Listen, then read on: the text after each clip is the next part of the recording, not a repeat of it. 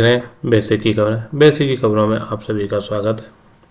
आज की वीडियो में हम बात करेंगे साप्ताहिक मीना सभा दिनांक 22 नवंबर 2025 अर्थात आज होने वाली मीना सभा के बारे में।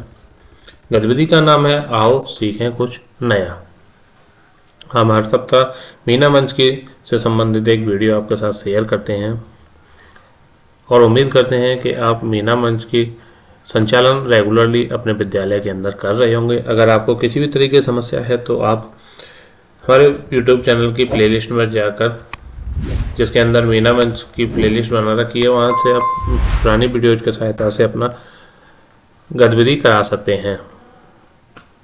साथियों, वीडियो प्रारंभ करने से पहले आप सभी से विनम्र अनुरोध है। बहुत सारे साथी ऐसे हैं जो हमारे चैनल को रेगुलरली देखते हैं, वीडियोज देखते हैं, लेकिन उन्होंने अभी तक चैनल को सब्सक्राइब नहीं किया है, तो कृपया चैनल को सब्सक्राइब करके वीडियो को लाइक शेयर और कमेंट करना ना भूलें। साथ ही इस वीडियो के संबंधित जो भी डॉक्यूमेंट्स हैं वो आप हमारे ब्लॉग basickikhbar.blogspot.com से ले सकते हैं। वीडियो के डिस्क्रिप्शन में हम अपने व्हाट्सएप चैनल का लिंक और ब्लॉग का लिंक भी दे देंगे, आप वहाँ से इनको डाउनलोड कर सकते हैं। आज के लिए हम क्या गतिविधि है हमारी, प्रगति के पंख पुस्तिका के सत्र 10 आओ सीखें कुछ नया पर आधारित कार्यक्रम कराया जाएगा। सबसे पहले कक्षा 6 की विज्ञान की पाठ्यपुस्तक के पाठ 10 स्वास्थ्य एवं स्वच्छता को पढ़कर चर्चा करेंगे।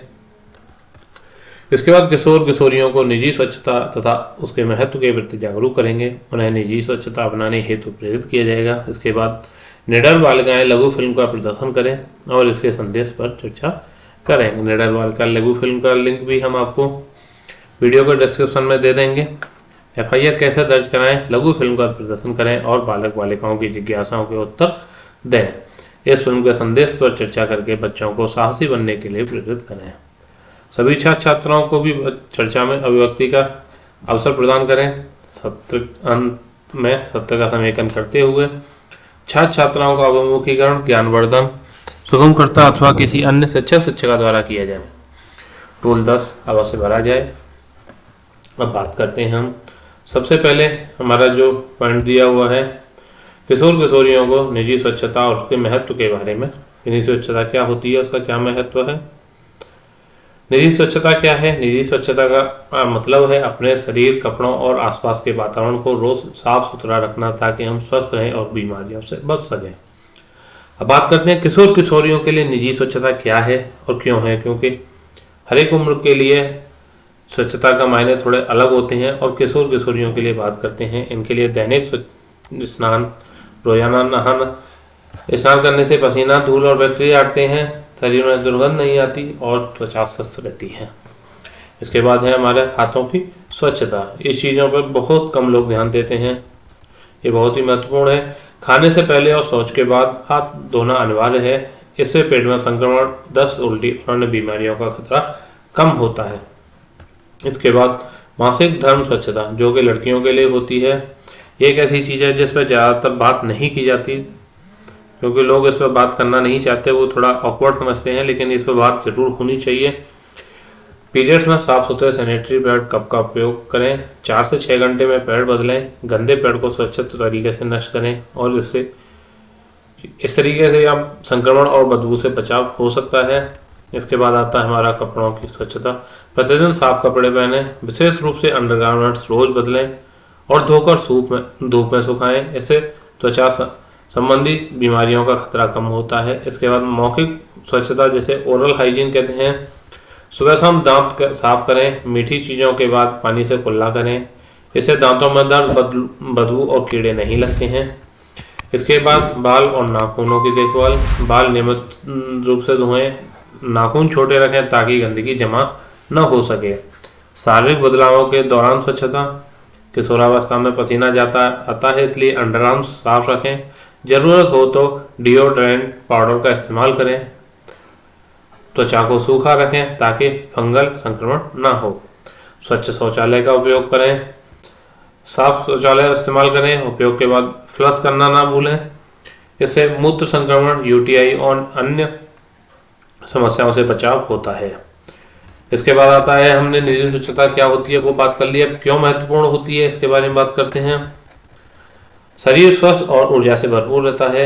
संक्रमण, फंगल इन्फेक्शन, दांतों की बीमारी, यूटीआई आदि से बचाव होता है। यूटीआई हमारा मूत्र संक्रमण होता है।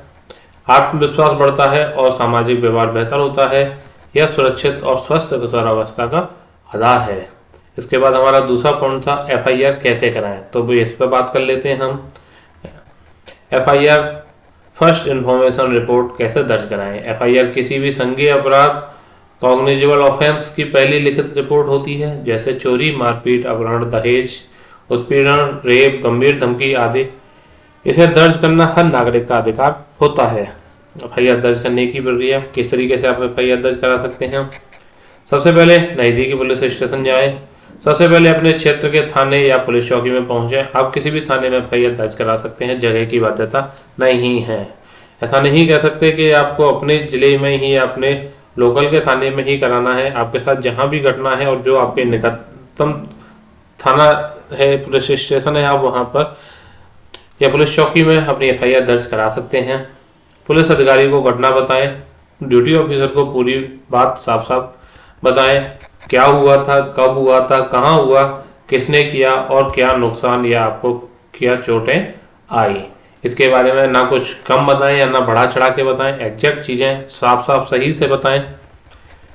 एफआईआर लिखाई जाती है, आप किन चीजों की एफआईआर लिखा सकते हैं वो है आप कैसे लिख सकते, आपकी जानकारी पर पुलिस अधिकारी एफआईआर लिखता है। एफआईआर में शामिल होता है आपका नाम, पता, घटना का विवरण, आरोपियों का विवरण, अगर आपको पता है तो गवाहों का विवरण, या तो कोई गवाह आपके साथ उस समय मौजूद है तो। इसके बाद हमारा एफआईआर लिखाने के बाद एफआईआर पढ़कर जांच कर लें। एफआईआर लिखने के बाद उस आपसे जोर से पढ़कर सुनाना अनिवार्य है। अगर कोई गलती हो तो तुरंत ठीक करा लें। एफआईआर लिखने के बाद उसको पढ़कर या तो पुलिस अधिकारी या जो भी लिखित अफसर लिख रहा है उसे जोर से पढ़कर सुन लें या खुद से पढ़ें। उसके बाद ही एफआईआर पर हस्ताक्षर करें। एफआईआर सही होने पर आपसे हस्ताक्षर अंगूठा निशान लिया जाता है। महिलाओं की एफआईआर महिला पुलिस भी दर्ज कर सकती है। एफआईआर की मुफ्त कॉपी अवश्य लें। एफआईआर दर्ज होने के बाद उसकी कॉपी आपको निःशुल्क दी जाती है, यह आपके केस में बहुत काम आती है। इसके बाद आता है आपका ऑनलाइन एफआईआर दर्ज शिकायत कैसे कर सकते हैं। भारत के अधिकांश राज्यों में ऑनलाइन शिकायत की सुविधा है। अपने राज्य की पुलिस सिटीजन पोर्टल पर जाएं, ऑनलाइन एफआईआर कंप्लेन विकल्प चुनें, घटना का विवरण भरें, सबमिट करें। ऑनलाइन एफआईआर ज्यादातर चोरी जैसी रिपोर्टों के लिए होती है। अगर पुलिस एफआईआर न दर्ज करे तो आपके पास क्या विकल्प है। सबसे पहले आप एसपी या एसएसपी को लिखित शिकायत करें। इसके बाद मजिस्ट्रेट के पास आवेदन करें और 112 या फिर 1090 महिला हेल्पलाइन और बच्चों की जो हेल्पलाइन होती है चाइल्ड हेल्पलाइन 1098 पर शिकायत करें। आपको वहां से इनको फिर पुलिस को एफआईआर लिखनी ही पड़ेगी। इसके बाद ध्यान रखने योग्य बातें हैं कुछ। एफआईआर दर्ज कराना आपका कानूनी अधिकार है, कोई आपसे मना नहीं कर सकता है। यह मुफ्त होता है, इसके लिए किसी भी तरीके की रिश्वत या कोई भी चीजें ना दें। एफआईआर सिर्फ संज्ञेय अपराधों की होती है। ऐसा नहीं है कि हमारी चप्पल चोरी हो गई या ऐसे कोई छोटी मोटी लेके आए तो फिर वो पुलिस एफआईआर आपकी नहीं लिखेगी। शिकायत करने वाले की पहचान गोपनीय रखी जाती है, खासकर संवेदनशील मामलों में। आपकी शिकायत कभी भी शिकायत करने पर आपने कोई गंभीर मामला है और आपने शिकायत की है तो आपकी जो पहचान है वो सार्वजनिक नहीं की जाएगी। साथियों, आधा फुल के सभी कॉमिक बुक्स और निर्देशिका के विषय में विशेष जानकारी और पीडीएफ वीडियो के लिए आप कमेंट बॉक्स में अपना नाम और स्कूल के नाम के साथ हमें मैसेज कर सकते हैं। महत्वपूर्ण नोट, प्रत्येक शनिवार मीना मंच का संचालन सुगमकर्ता के नेतृत्व में पावर एंजल का सहयोग लेते हुए आयोजित कराए जाएंगे। कक्षा 6 से 8 तक के सभी बालक बालिकाओं का मीना मंच के उपस्थिति अनिवार्य है। प्रत्येक विद्यालय प्रत्येक कक्षा से एक बच्ची का चयन पावर एंजल के रूप में किया जाएगा। सत्रों के दौरान प्रयोग होने वाले सभी मॉड्यूल सुगमकर्ता कार्यशाला में उपलब्ध कराए गए हैं। यह सभी सुगमकर्ता के पास अनिवार्य रूप से उपलब्ध होनी चाहिए। प्रत्येक सत्र की आख्या प्रशिक्षण के दौरान उपलब्ध कराए टूल 10 पर सुगमकर्ता द्वारा अवश्य रूप से भरी जाए।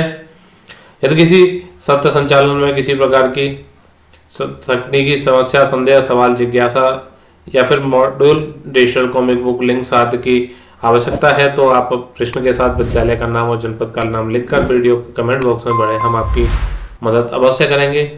इस सभी के साथ आज की मीना मंच की सभा गतिविधि का समापन किया जाता है। धन्यवाद। मिलते हैं वीडियो में।